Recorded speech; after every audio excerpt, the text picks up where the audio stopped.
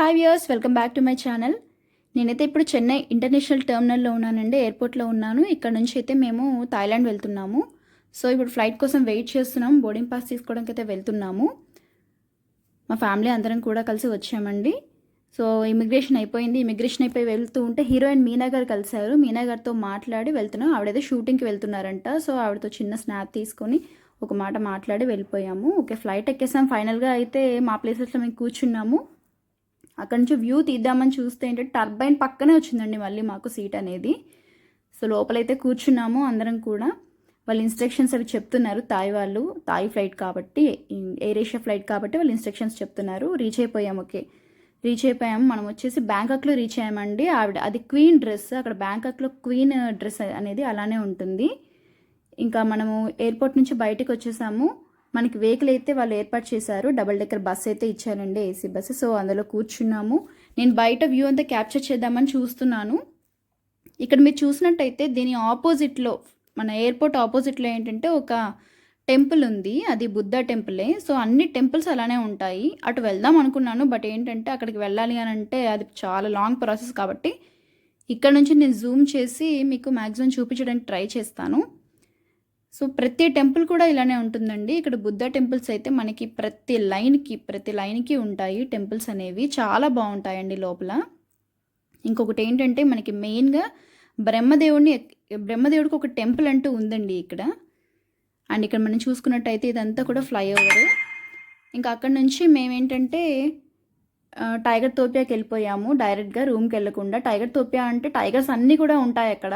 ఆ టైగర్స్ అన్నిటికీ కూడా ఒకలాగా మత్తిచ్చి పడుకోబెట్టారు. ఫొటోస్ దిగడానికి లోపలికి వెళ్ళి ఎవరైనా దిగచ్చు, వాటితో చక్కగా ఆడుకోవచ్చు. బట్ మా వాళ్ళైతే అందరూ వెళ్ళారు, బట్ నాకైతే భయం వేసింది. నేనైతే వెళ్ళలేదు, ఎందుకంటే అవి అరుస్తున్నాయండి, పట్టుకుంటే అరుస్తున్నా. నాకైతే భయం వేసింది. అంత మనము తీసుకోవడం ఎందుకు అని చెప్పి నేను ఛాన్స్ తీసుకోలేదు. మా వాళ్ళైతే వెళ్ళారు, ఫొటోస్ దిగారు. అదైతే అరుస్తుందండి బాగా. వీటికి ఏంటంటే ఇవి చూస్తే నాకైతే క్యాట్స్ లాగా అనిపించాయి. ఏంటంటే అవి ఒక మత్తులో ఉన్నాయి. సింహాలు అంటే జనరల్గా మనకి భయం వేస్తుంది, గర్జిస్తూ ఉంటాయి. ఇదైతే మరీ లేజీగా ఉందండి, నాకంటే లేజీగా ఉంది ఇదైతే. అస్సలు వాళ్ళు లేపి ఫోటో దిగడానికి లేపుతుంటే అసలు నేను లెగనోని పడుకొని అంతే ఉంటుంది. చాలా లేజీగా ఉంది ఇక్కడ ఈ లైనస్. కానీ నీట్గా ఎప్పటికప్పుడు అన్నీ నీట్గా ఉంచుతున్నారండి. ప్రతిదీ కూడా ఎంత హైజెనిక్గా ఉంచుతున్నారంటే యానిమల్స్ని కూడా అంతే బాగా ఉంచుకుంటున్నారు, నీట్గా ఉంచుతున్నారు. మనం టైగర్ని చూడొచ్చు. ఇదైతే కొంచెం బాగా అలర్ట్ చేసిందండి, బాగా గర్జన చేసింది. అంటే సౌండ్స్ బాగా ఎక్కువగా చేసింది. అంటే చాలా కోపం ఎక్కువ అనుకోండి దీనికి.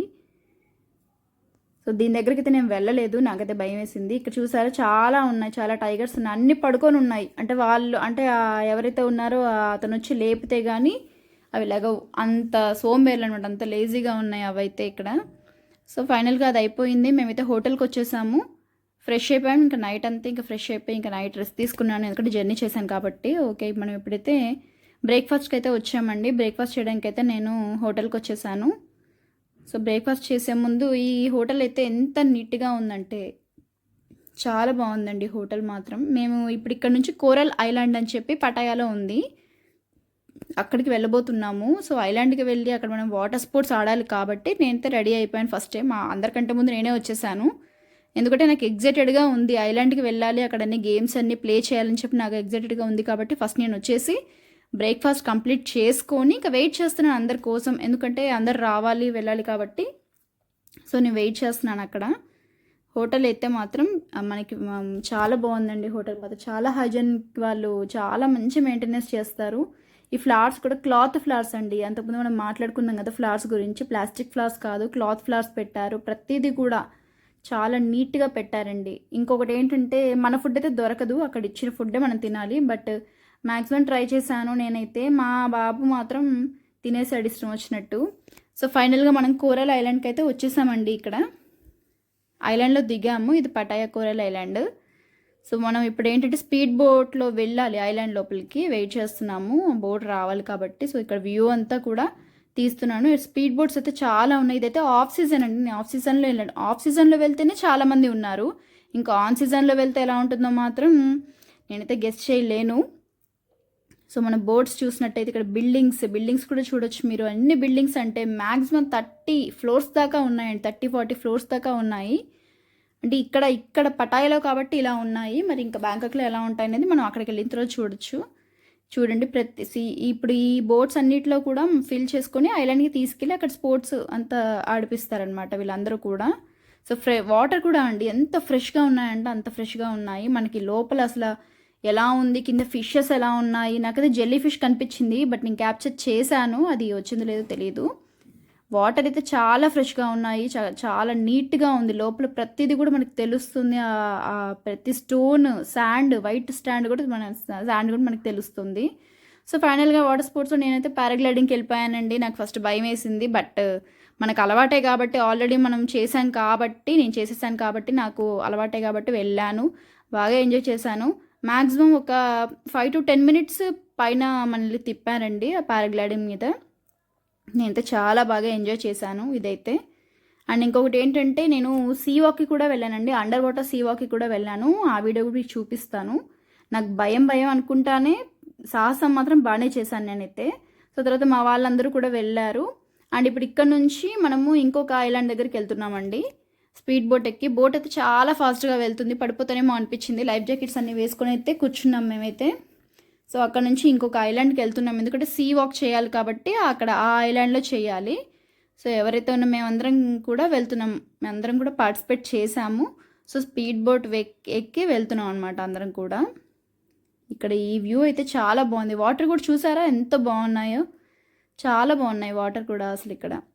సో అయిపోయింది. తర్వాత మేము ఇంకా ఇంటికి వచ్చేసాము, హోటల్కి వచ్చాము. ఇంకా మన కాలకు దగ్గర ఆగదు కాబట్టి ఇక్కడ స్కూటీ రెంట్ ఉంది అని చెప్పారు.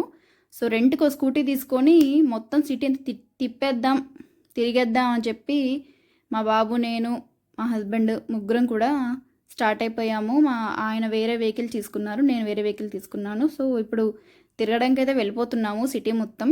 ఇంటర్నేషనల్లో కూడా మనం డ్రైవింగ్ చేస్తాం అనమాట.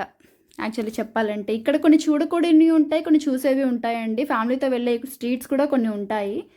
సో నేను మా బాబుని తీసుకొని వెళ్ళాను, అందరం చూసాము, బాగుంది. స్ట్రీట్స్ అయితే కొన్ని బాగున్నాయి. ఫుడ్ ఇంతే ఏం ట్రై చేయలేదండి, జస్ట్ చూసాను అంతవరకే.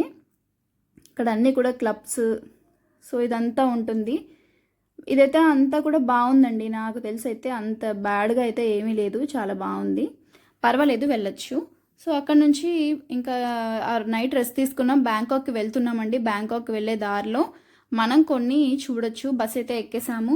సో బ్యాంకాక్కి వెళ్ళడానికి అయితే ఇంకా మేము రెడీ అయిపోయాము, మొత్తం చూస్తున్నాం అనమాట.